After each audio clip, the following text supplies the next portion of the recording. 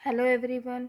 तो आज की इस वीडियो में हम सुमित्रा नंदन पंत जी की कविता है पर्वत प्रदेश में पावस, तो उसका अर्थ देखेंगे।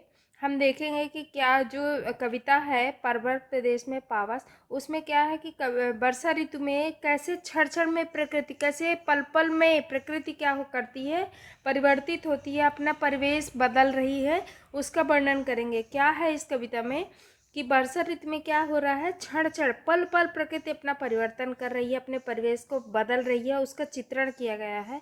मेखलाकाल पर्वत जो है अपने ऊपर खिले हुए फूलों के रंगों के माध्यम से तालाब के जल में क्या कर रहा है, अपना प्रतिबिंब देखकर अपने सौंदर्य को निहार रहा है, अपने सौंदर्य को देख रहा है। तालाब का जो जल है, तालाब का जो पानी है, वो दर्पण के समान, मतलब शीशे आईने के समान प्रतीत हो रहा है, दिख रहा है। झरने झरते हुए ऐसे प्रतीत होते हैं मानो वे पर्वत का गौरव गान कर रहे हैं। और झरनों की जो झाग है, जो सफ़ेद पानी है, झरझर करके ऐसा लग रहा है जैसे मोती की लड़ियाँ निकल रही हो, मोती झर रहा हो, मोती की माला कोई फेंक रहा है। पर्वत पर उगे हुए ऊंचे ऊंचे वृक्ष शांत आकाश में स्थिर, अपलक और चिंताग्रस्त होकर झांक रहे हैं। अचानक क्या हो रहा है, पर्वत बादलों के पीछे छिप गया है और उस समय झरने का केवल शोर बाकी रह गया है। तब आकाश ऐसा प्रतीत हो रहा है मानो वह पृथ्वी पर टूटकर गिर रहा हो। वातावरण में धुंध चारों ओर फैल गई है और धुंध ऐसी प्रतीत हो रही है मानो वह तालाब के जलने पर उठने वाला धुआं हो। इस प्रकार बादल रूपी वाहन में विचरण करता हुआ इंद्र अपना क्या कर रहा है, खेल खेल रहा था। और इन्हीं चीजों का संपूर्ण चित्रण क्या है, कविता में सुमित्रा नंदन पंत जी ने बताया है, प्रकृति का पूरा मानवीकरण किया है। तो चलिए देखते हैं। तो देखिए, पावस ऋतु थी, पर्वत प्रदेश पल पल परिवर्तित प्रकृति वेश, मेखलाकार पर्वत अपार, अपने सहस्त्र दृग सुमन फाड़, अवलोक रहा है बार बार, नीचे जल में निज महाकार, जिसके चरणों में पला ताल, दर्पण सा फैला है विशाल। तो देखिए, कवि क्या कहते हैं कि वर्षा ऋतु थी, मतलब बारिश का मौसम था, बारिश की ऋतु थी, संपूर्ण पूरे प्रदेश पर्वतों से घिरा हुआ था। वर्षा ऋतु में बादलों की उमड़ घुमड़ के कारण प्रकृति क्या हो रही है, हर पल अपना रूप बदल रही है। कभी बादलों की घटा के कारण अंधकार हो जाता था, तो कभी बादलों के हटने से पूरा प्रदेश चमकने लगता था। और इसी प्रकार क्षण प्रतिक्षण क्या हो रहा है, प्रकृति अपना रूप बदल रही है, परिवर्तित कर रही थी। इस प्राकृतिक वातावरण में मंडप के आकार का विशाल पर्वत क्या कर रहा है, अपने सुमन रूपी नेत्रों को फैलाए नीचे शीशों के समान चमकने वाले तालाब के निर्मल जल को देख रहा है। ऐसा प्रतीत होता है मानो यह तालाब उसके चरणों में पला हुआ है और यह दर्पण जैसा विशाल है। पर्वत पर उगे हुए फूल पर्वत के नेत्रों के समान लग रहे हैं और ऐसा प्रतीत होता है मानो ये नेत्र दर्पण के समान चमकने वाले विशाल तालाब के जल पर दृष्टिपात कर रहे हैं। अर्थात पर्वत अपने सौंदर्य का अवलोकन तालाब रूपी दर्पण में कर रहा है। तो भाव यह है यहाँ पे कि वर्षा ऋतु में क्या हो रहा है, प्रकृति का रूप एकदम निखर जाता है और वह यह इस ऋतु में अपने सौंदर्य को निहार रही है।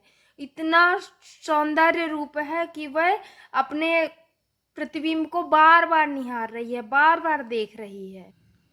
देखिए, दूसरा है, गिरि का गौरव गाकर झरझर, मद में नस नस उत्तेजित कर, मोती की लड़ियों से सुंदर, झरते हैं झाग भरे निर्झर, गिरिवर के उर से उठ उठकर, उच्चाकांक्षाओं से तरवर, है झांक रहे नीरव नभ पर, अनिमेष अटल कुछ चिंता पर। तो देखिए, कवि क्या कह रहे हैं कि फेन से भरे हुए झरने झरझर करते हुए बह रहे हैं और ऐसा प्रतीत हो रहा है मानो उस झरने का स्वर रोम रोम को रोमांचित कर रहा है और उत्साह भर रहा है। झरते हुए पानी की बूंदें मोतियों के समान लग रही हैं, मोतियों के समान सुशोभित हो रही हैं और ऊंचे पर्वत पर अनेक वृक्ष लगे हुए हैं और ये वृक्ष ऐसे प्रतीत हो रहे हैं मानो ये पर्वतराज के हृदय में उठने वाली महत्वाकांक्षाएं हों।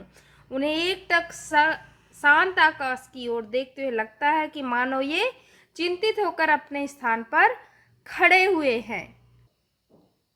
देखिए तीसरा है, उड़ गया अचानक लो भूधर, फड़का अपार पारद के पर, रवशेष रह गए हैं निर्झर, है टूट पड़ा भू पर अंबर, धस गए धरा में सभय साल, उठ रहा धुआं जल गया ताल, यो जलद यान में विचर विचर, था इंद्र खेलता इंद्रजाल।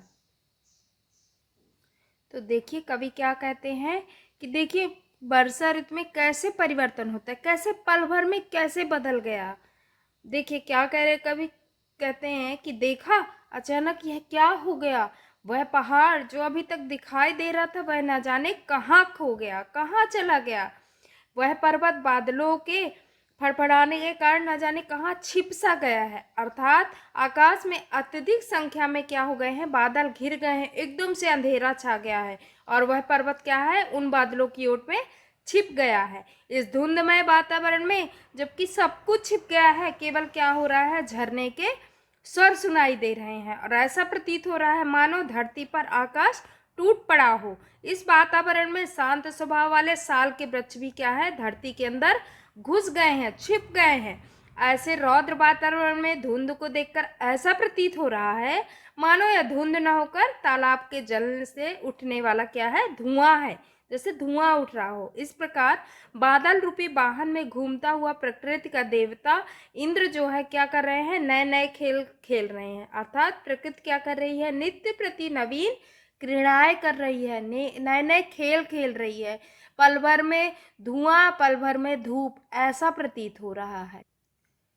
तो होप आपको वीडियो अच्छी लगी होगी। देखा आपने सुमित्रा नंदन पंत द्वारा रचित ये कविता, जिसमें कवि ने बताया कि वर्षा ऋतु कैसे क्षण क्षण में अपने प्रकृति के परिवर्तित हो रहे परिवेश का चित्रण किया है।